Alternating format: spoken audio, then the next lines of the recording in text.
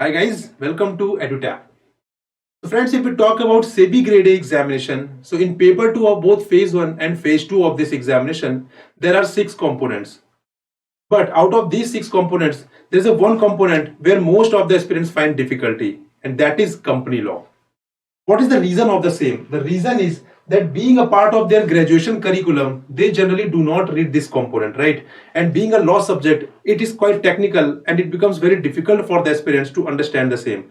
So that is why ये जो component है, it becomes difficult sometimes for the aspirants to prepare. So now the question is what should be our strategy with respect to this component for SEBI grade A examination? Because आप इसको skip तो नहीं कर सकते, this is for sure, right? Because the question का distribution है around all the 6 subjects वो लगभग same ही है. So you are not supposed to skip the same, right? So the thing is that you have to cover. Now since you have to cover, so what should be the strategy? किस तरीके से आप इसको prepare कर सकते हैं so that आप अपने एग्जाम में बहुत ही अच्छे तरीके से इसको अटेम्प्ट करें, right? So those who are preparing for SEBI grade A examination and finding difficulty in company law वाले कंपोनेंट में, so this session is really going to helpful for them, right? So guys, in this session we are going to see how to cover company law for SEBI grade A examination, right? तो अगर आपने company law की preparation नहीं की है and if you are finding difficulty in preparing company law, so guys यहाँ पर हम 4 बहुत ही important points discuss करने वाले हैं जिसको आप mind में रख सकते हैं and while preparing for this component, if you are implementing those 4 points, guys आपका ये जो component है बहुत अच्छी तरीके से prepare हो सकता है, right? So without wasting much time, let's proceed. But guys, before starting, those who are new here, do subscribe to our YouTube channel and also join our Telegram channel to get the latest updates as well as the PDF of our YouTube session. The link of the Telegram channel is given in the description box below. Now guys, friends, being an aspirant, we spend too much time on internet in gathering and collecting information. But the thing is that even after wasting that much time, we are not able to get accurate as well as reliable information. So we have understood this pain of the aspirants, and that is why we have released this guidebook. This guidebook for those who are preparing for SEBI grade A examination. Guys, this guidebook contains each and everything that is required for you to become a SEBI grade A assistant manager. इस guidebook में guys उस सारी information से related to SEBI, what are the departments of SEBI, SEBI की history क्या है, hierarchies क्या है सेबी में, and if we talk about SEBI grade examination, so उसका रिक्रूटमेंट पैटर्न क्या है, what is the cut off, what is the eligibility, salary क्या है, प्रोफाइल क्या है, सिलेबस क्या है, each and everything that is required for you to become a SEBI grade A assistant manager.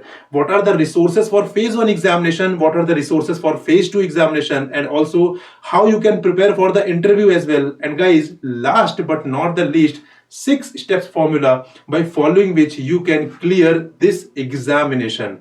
So guys, this is a kind of bible for those who are preparing for SEBI grade A examination. So guys, but the thing is that you are not supposed to pay anything. This is completely free of cost, but you need to do one thing, that you need to go to the link given in the description box below and you have to download it. And guys, this is a bible for those who are preparing for SEBI grade A examination. बहुत ही अच्छी तरीके से prepare किया गया है, आप देख सकते हैं.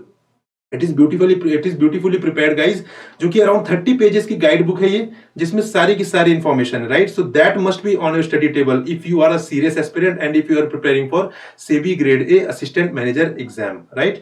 Now guys, let's proceed with today's agenda. So guys, we are going to discuss the 4 important points that you have to keep in your mind while preparing for company law wala component. So the point number first is less emphasis on penalties. ठीक है, generally बहुत सारे aspirants call करते हैं और उनके doubts भी होते हैं कि क्या हम पेनल्टीज प्रिपेयर करें और कैसे प्रिपेयर करें पेनल्टीज, क्योंकि पूरे ही कंपनीज एक्ट में there are lot of penalties, right? So it is humanly impossible for you to remember each and everything. And the thing is that जो पेनल्टी से जो क्वेश्चन आते हैं, they are very very less. Hardly एक question आता है guys, और वो भी उसकी भी आने की जो प्रोबेबिलिटी है that is very very less, right? So the best strategy for this is to you are not supposed to focus on penalties because it is not possible for you to remember each and every penalty. और वो important भी नहीं है, आपके effort भी बहुत ज्यादा लग जाएंगे और उसका कुछ आउटपुट भी नहीं आने वाला. अगर हार्डली एक क्वेश्चन भी आ जाता है गाइज एग्जामिनेशन में, सो उसके बाद भी उसकी कोई गारंटी नहीं है कि आप उसको सही अटेम्प्ट कर पाएंगे या नहीं कर पाएंगे. So the best strategy is that you have to less emphasis on penalties वाला जो कंपोनेंट है, पेनल्टीज वाला जो एरियाज है under companies act, right? So this is the point number first that you have to keep in your mind. You have to less emphasis on penalties. Now, what is the point number 2? The point number 2 is days are important in few scenarios. जैसे guys हम जब भी companies act पढ़ते हैं, so there we can see कि वहां बहुत सारे डेज मेंशन होते हैं कि इतने डेज में यहाँ पे एप्लीकेशन लगानी है, आरओसी के पास हमें ये सबमिट करना है, राइट। सो बहुत सारे डेज हो जाते हैं एंड नाउ अगेन बहुत ज्यादा चीजें हमारे मन में कंफ्यूजन हो जाता है कि कहाँ पे क्या डेट से याद रखनी है, कहाँ पे कौन सी डेज छोड़नी है।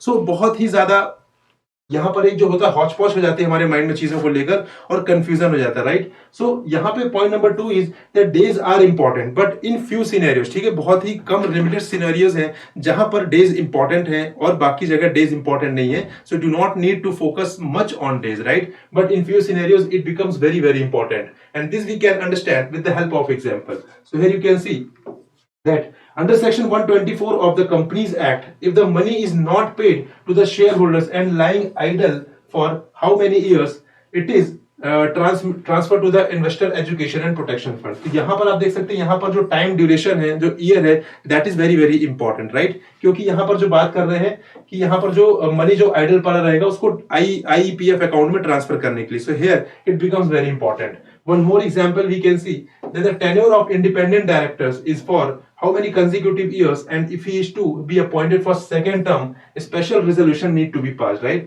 So here you can see इस टाइप की जो प्रोविजंस हैं, यहाँ पर जो टाइम ड्यूरेशन है, जो भी टाइम मेंशन किया गया, that is important, right. So that you have to read.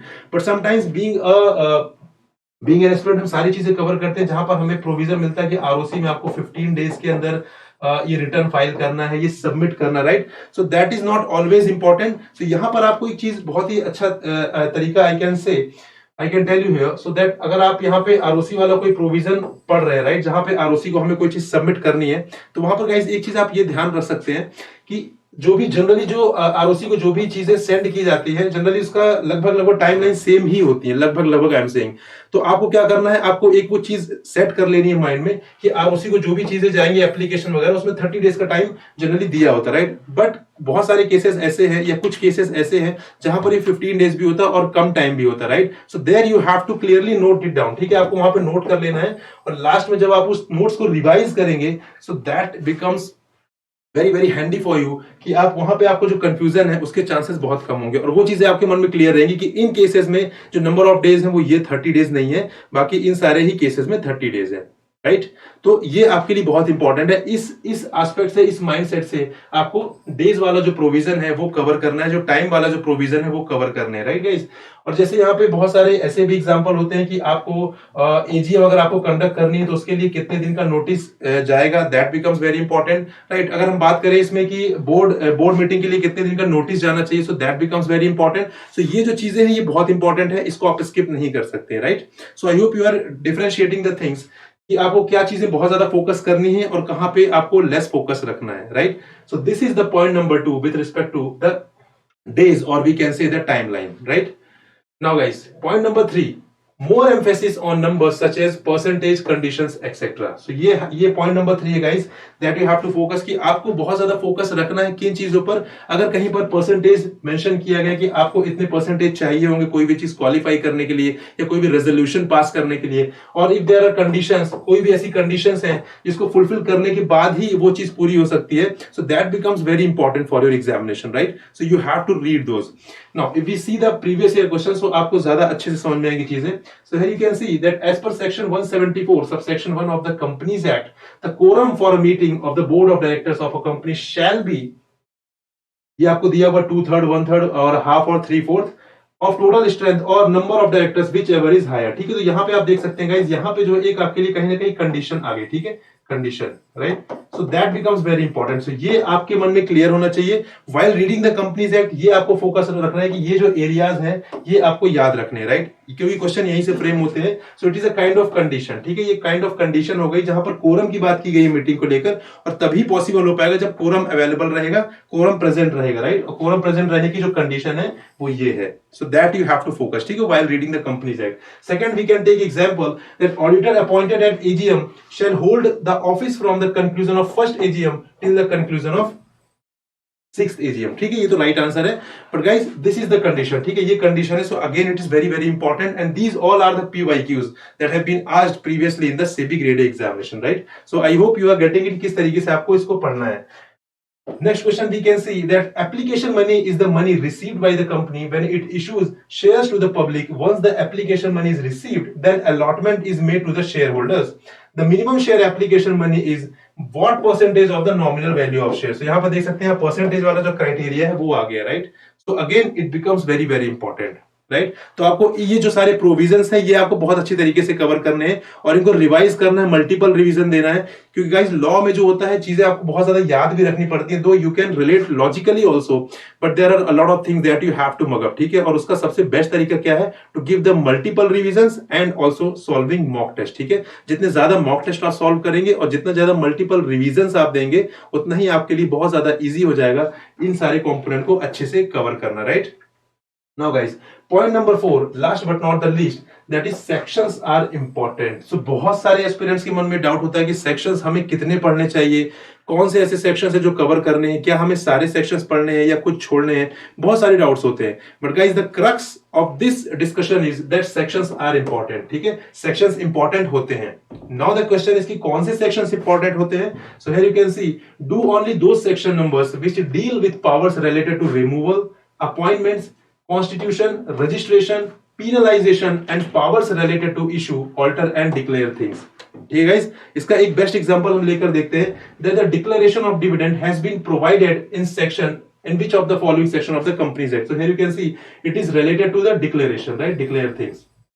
Right guys, if we talk about the removal of director has been provided for in section which of the following section of the Companies Act. So here you can see that it is related to removal, right? One more example we can take that which of the following section of the Companies Act provides for the constitution of the National Company Law Tribunal, right? So basically it's about constitution. तो guys आपको वही section पढ़ना, because it is not possible for you to remember each and every section, क्योंकि आप वहां पे professional नहीं है एंड और आपने इन चीजों को कवर भी नहीं किया हुआ. So it becomes very very difficult for you to मतलब each and every section. But आपको ये चीजें याद रखनी गाइज कि आपको ये जो provisions related to these areas है यहां पर आपको सेक्शंस याद रखने हैं. ठीक है, that becomes very important and lot of questions are there from section वाले एस्पेक्ट से, सेक्शन वाले एरिया से, जहां से बहुत सारे क्वेश्चन पूछे जाते हैं. सेक्शंस इंपॉर्टेंट है and you are not suppose to skip the same. ठीक है, अगर आपने इसको स्किप किया गाइज सो आपके जो चांसेस हैं सिलेक्शन के वो कहीं ना कहीं कम होते चले जाएंगे. I hope you are getting it right. So guys, these are the 4 points जिसको आपको माइंड में रखना है while preparing for company law for the SEBI grade A examination. ठीक है, अगर आपने इन सारे पॉइंट्स को अच्छे से इनकॉर्पोरेट कर लिया so ये वाला जो एरिया है, ये वाला जो कंपोनेंट है, you can prepare it really very well. So guys, this is all for this session. Thank you very much. We'll meet in another session. Till then, goodbye and happy learning, friends.